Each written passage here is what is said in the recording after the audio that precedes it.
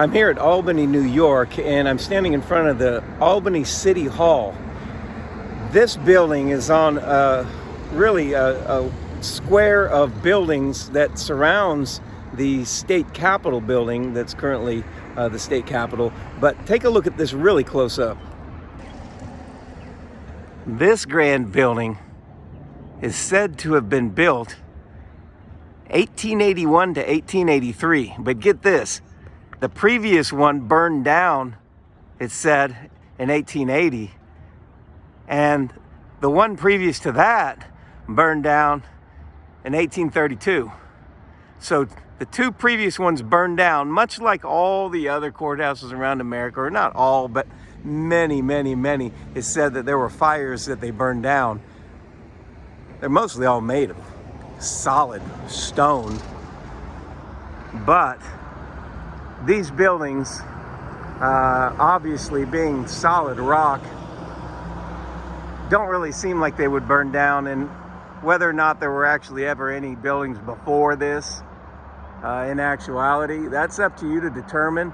But when you hear the stories on these buildings and there's one fire after another, they start to look like just made up stories, because the chances of every courthouse, or a good portion of them across the United States, burning down in their history and having another one done around Dallas, in the counties surrounding Dallas, Texas, most all of them all burned down previously, and it's the same here, the two of the previous. But this one that's standing is said to have been built in 2 years.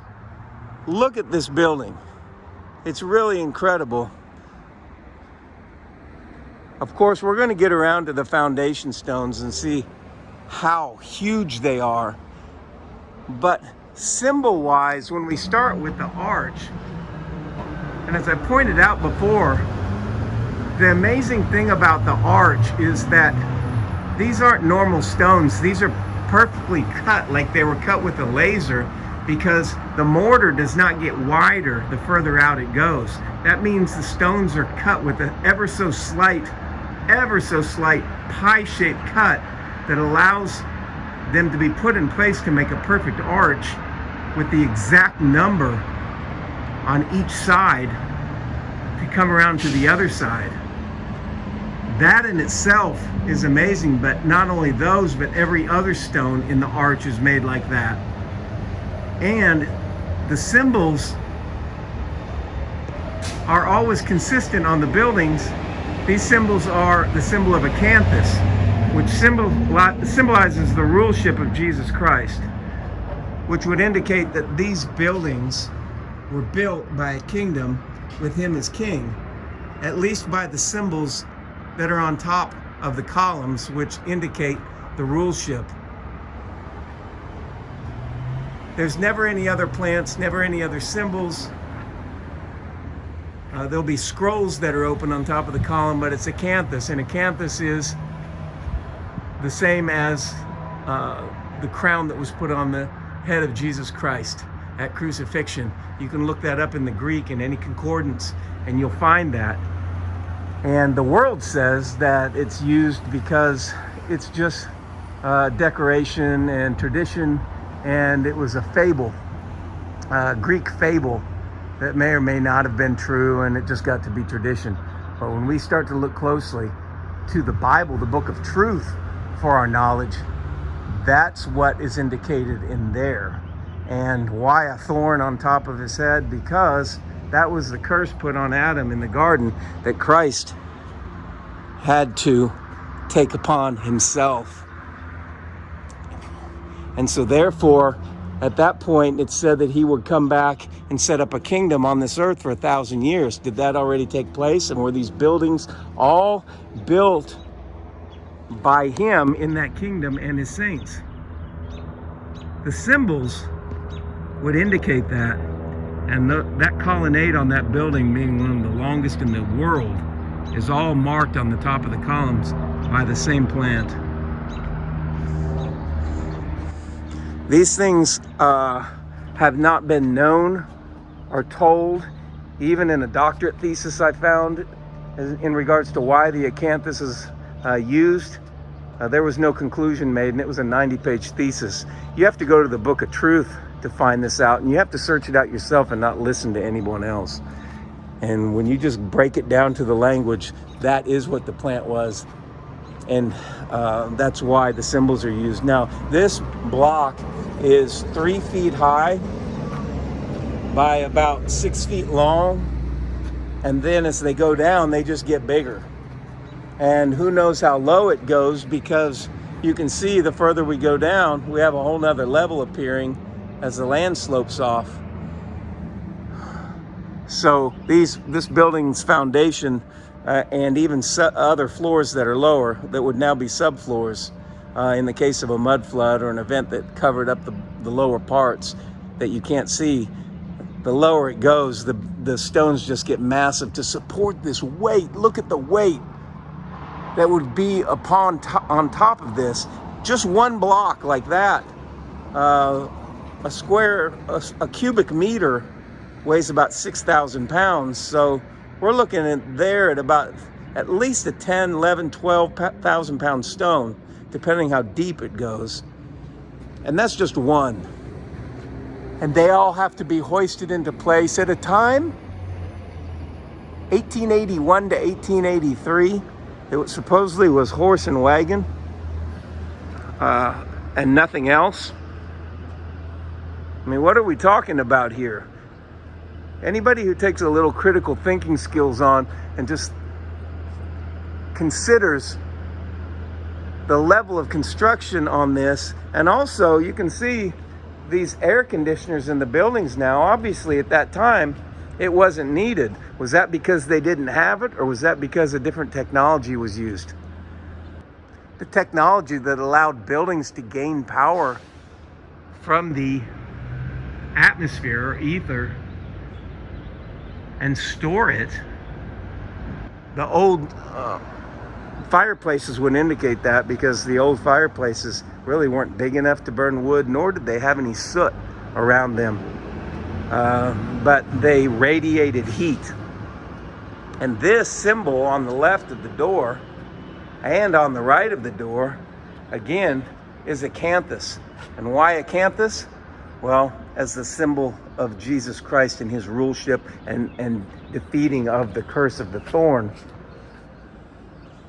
That is very clear as why it would be acanthus, because that was defeated. Now look at the size of the stone over the door, and imagine now the distance back. So we're going to look, we're about 1 foot here, 2 feet here. It's every bit 3 feet deep on the portion we can see, and 3 feet, about 2.5 feet tall. So we're talking at about,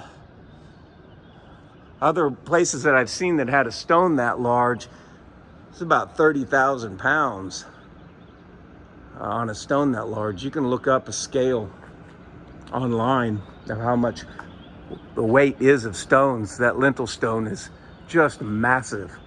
You got to get that out of the ground first. You have to have it carved right. You have to bring it in a wagon with a horse team, and that's just one stone. It just doesn't sound feasible or logical, especially in 2 years from start to finish in the 1880s. And the lintel stone over this window is even larger, the one underneath, if you can see that. It goes from right here all the way down to here. And you can see the windows down below are still there, but boarded up. But in a mud flood scenario, obviously, those floors would have been covered up. But earlier been the ground floors for a building like this. Just to dig away and dig a hole and then start a building lower, but have portions of the windows halfway peeking through and the other not, does not seem logical or feasible at all. And this turret area is every bit the turret of a castle in any place in a castle in Europe. And you can see at the top of the building, when they were saying that it was constructed, they have 1882 up there. I know, I love that. And around the back of this building, again, you can see the lower levels. They've just basically blocked in those windows. And to have such a perfect construction, but such a ragtag makeshift solution to windows that are exposed and partially sticking out, looks to be that it was never constructed on purpose like that in the first place. You can see these windows peeking out back here in the back, and just dealt with basically because they've had a concrete bunker put around them. But look at this one. If you can see through there, it has wooden boards over it. It used to be a lift-up window. You see, it's really old. If that looks like any part of the gloriousness of this building in the construction methods, you better have get a checkup on that, because it's obviously something done that's not meant to be there at the start when these perfect round cylinder turret constructions were done, and these perfect arches were built, and all this perfect stonework was done.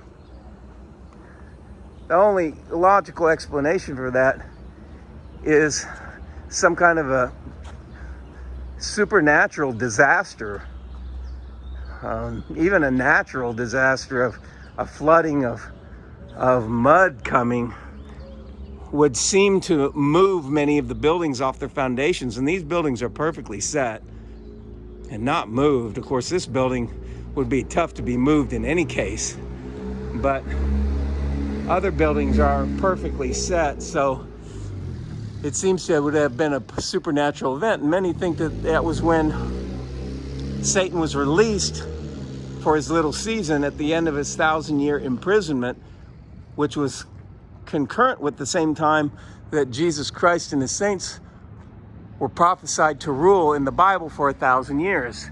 And when he was released, this event could have happened at that point. There's Acanthus again. There's Acanthus there. And there's Acanthus. And there. And obviously all the little window air conditioners peeking out, but that climate would have been controlled most likely by a technology that we don't know about. You can see the window levels on the bottom here at that height. And as we come across, then they're no longer that height. They've been stoned up higher and the sidewalk laid into there. But at any rate, that's the entire circle around. And right down the street, you hear the bell coming from that building, which is another old world building, in addition to the one across the street with the open columns. You can see the open scrolls right there on top of the columns, which is another symbol of the one who had the power to open the scrolls of the 7 seals in Revelation, which was what outlined all these prophecies I'm speaking of the kingdom of Jesus Christ and Satan's little season. And so that's food for thought on these things. It's an explanation that seems much more logical and feasible than the ones that are given when you take them at face value and you really look and consider what would go in to making this glorious building in the 1880s at this level in no more than 2 years.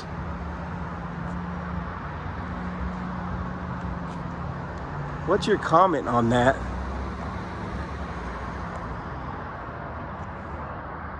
Post it down below. Hit like and subscribe. and I'll see you in the next video.